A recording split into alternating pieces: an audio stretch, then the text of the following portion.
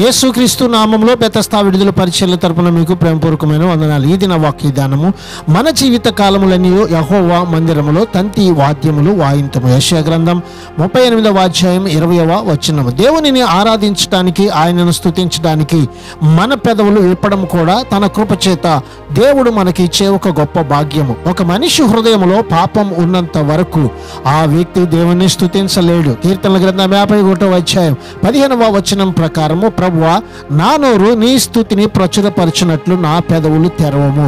ఊరియాను హత్య చేయించిన తన దోషం గురించి దావీదు మాట్లాడుతున్నాడు. దేవుడు దావీదును ఈ దోషము నుండి విడుదల చేస్తే అతడు తన స్వంత నీతి న్యాయాల గురించి గొప్పలు చెప్పుకోడు గాని దేవుని నీతి న్యాయాలనే గానం చేస్తూ ఉంటాడు. ప్రభువు ఈ దినాన మనకు ఇచ్చిన వాక్యాన్ని బట్టి తన పవిత్ర రక్తము ద్వారా మన పాపములను కడుగుచున్న దేవునిని జీవితకాలం అంతయు స్తుతించి ఆయనని ఆరాధిద్దాం. ప్రార్థన.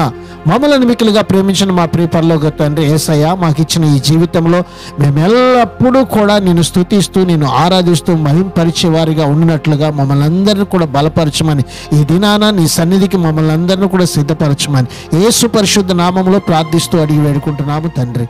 ఆమెన్.